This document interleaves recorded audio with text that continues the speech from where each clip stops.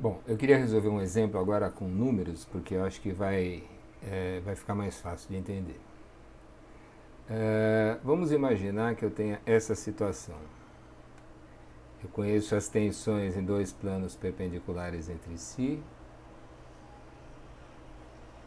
E se eu extrair um elemento em torno do ponto lá da estrutura, essas tensões vão valer. Digamos que no plano vertical a tensão normal valha 50. Aqui vamos imaginar tudo em megapascal, né?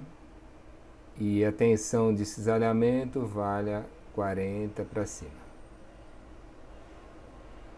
Tá?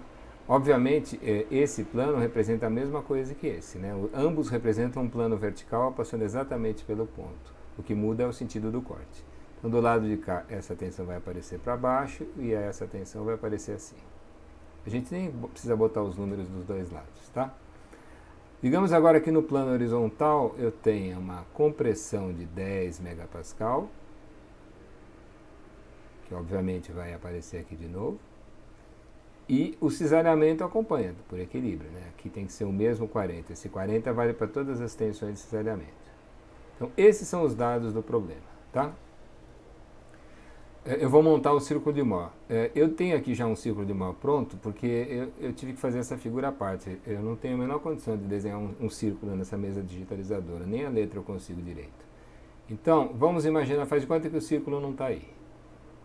Esse aqui é o eixo tal, esse aqui é o eixo sigma, tudo em megapascal.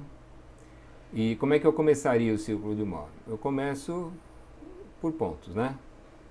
Então, eu vou considerar que nesse plano vertical as tensões sejam 50, mais 50 de tração e menos 40 de cisalhamento. Né? Menos porque gira no sentido anti-horário. Então, nesse sistema de eixo, mais 50 menos 40 daria exatamente esse ponto. Tá? Esse ponto representa as tensões no plano vertical. Depois, no plano horizontal, nesse plano aqui, que é a mesma coisa que esse, a tensão normal é menos 10 compressão e o cisalhamento é mais 40, girando no sentido horário. Menos 10 e mais 40 dá exatamente aqui. Tá? Então, na sequência, o que a gente faz? Bom, a gente liga esses dois pontos. Essa reta passa por esse ponto aqui no eixo das abscissas, esse vai ser o centro do círculo, e o raio do círculo é tal que passe por esses dois pontos. Foi assim que foi determinado o círculo de Mohr. Tá? Então daqui a gente tem algumas informações importantes já. A tensão principal maior é essa aqui, sigma 1. Isso aqui, se vocês fizerem em escala, vocês constatam que isso aqui vai dar 70. Tá? A tensão principal menor em escala, o sigma 2, dá menos 30. Tá certo? Cisalhamento máximo.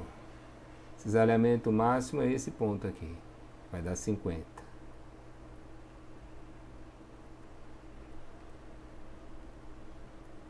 Cisalhamento mínimo é sempre igual ao cisalhamento máximo. Menos 50, não vou nem escrever aqui. Tá? Então a gente já sabe quais são as tensões principais, sabe qual é o cisalhamento máximo. Vamos agora determinar os planos em que acontecem essas tensões. Então eu estou imaginando que na estrutura esse elemento tem exatamente essa orientação. Eu sei as tensões no plano vertical e no plano horizontal, passando exatamente pelo ponto que eu estou analisando. Isso é comum, né? Porque um plano em geral é seção transversal, e a seção transversal na maioria das vezes está na vertical. Bom, como é que a gente acha o polo? Eu vou considerar o seguinte. O plano vertical é representado no círculo por esse ponto. É esse par de tensões.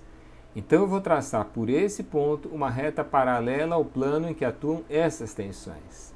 É uma reta assim, ó, vertical, passando por esse ponto. Essa reta, olha, eu não vou me arriscar a fazer isso aqui porque não é fácil, mas vamos tentar, vai. Se vocês fizerem essa reta, vai dar alguma coisa assim, mais ou menos. Tá? Então, essa devia ser uma reta, claro. Essa reta que sai desse ponto, paralela ao plano em que atuam essas tensões, encontra a circunferência aqui. Esse ponto é então o polo.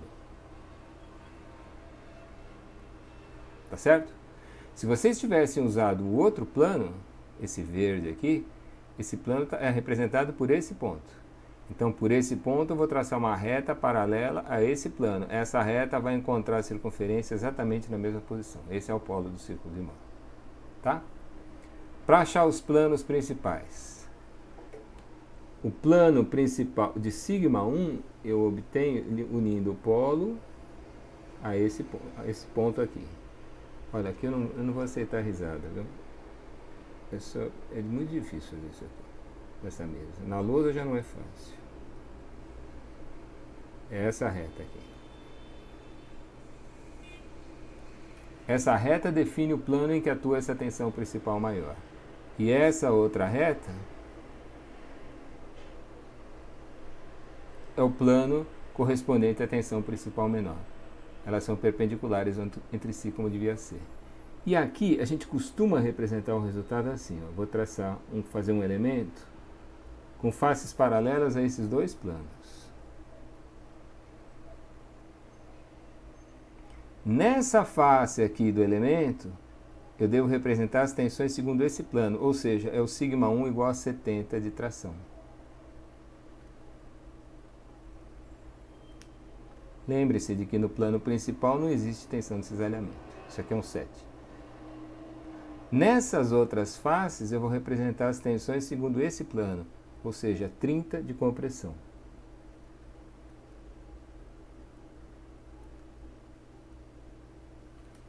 Com o mesmo elemento, eu represento as duas tensões principais, as duas direções das tensões principais.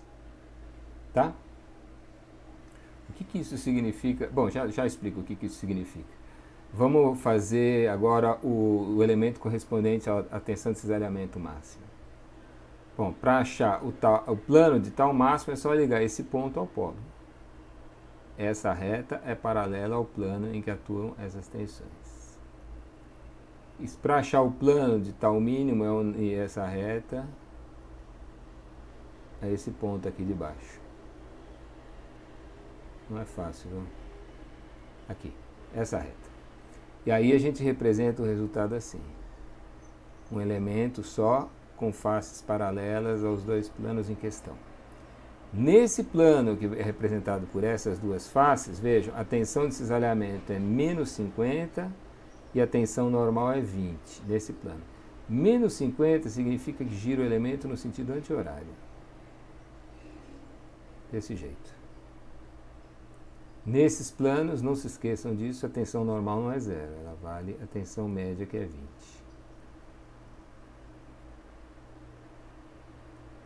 Tá? E essa tensão de cisalhamento em módulo vale 50.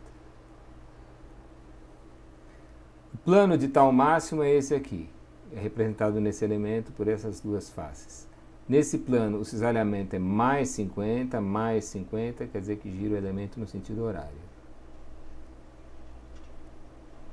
Veja como está acontecendo aquilo que a gente previu. Ou as duas tensões chegam na aresta comum, ou elas se afastam da aresta comum.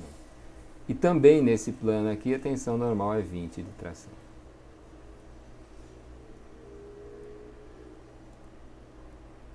Tá certo? Então, essas duas figurinhas aqui resumem tudo o que a gente queria descobrir. Qual é a orientação daqueles elementos que a gente considera dentro da estrutura, tal que nas faces do elemento eu tenho as tensões principais ou as tensões de cisalhamento máximo e mínimo. Tá? Só para ver se está claro. É como se eu tivesse aqui aquela estrutura original, né? O primeiro slide da aula passada.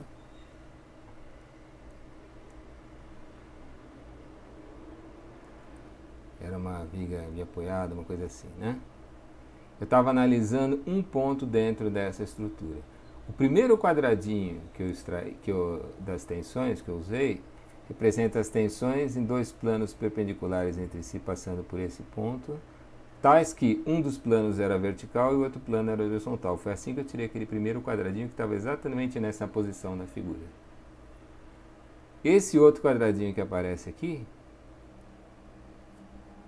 está mostrando que se eu extrair em torno daquele ponto um quadradinho com essa orientação, as tensões nessas faces serão as tensões principais. Então, exatamente no mesmo ponto,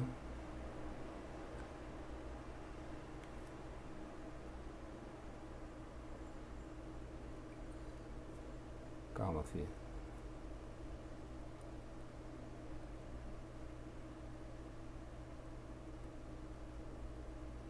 Exatamente no mesmo ponto da estrutura, está aqui. Tá feio demais isso.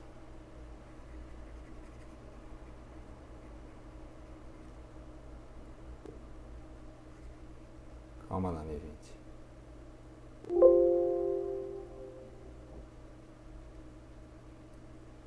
Então eu estou imaginando aqui na mesma estrutura.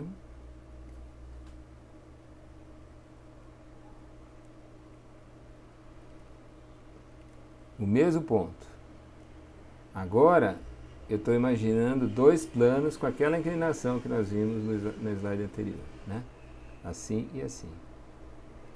E aquele elemento eu extraí dessa forma. Tá? Isso significa que se eu fizer um corte na estrutura desse jeito, segundo esse plano,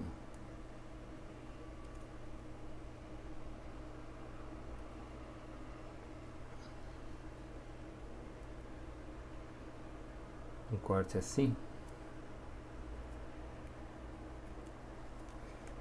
exatamente nesse ponto, a tensão normal, cadê? Exatamente naquele mesmo ponto, a tensão vai ser 70, assim. Tá?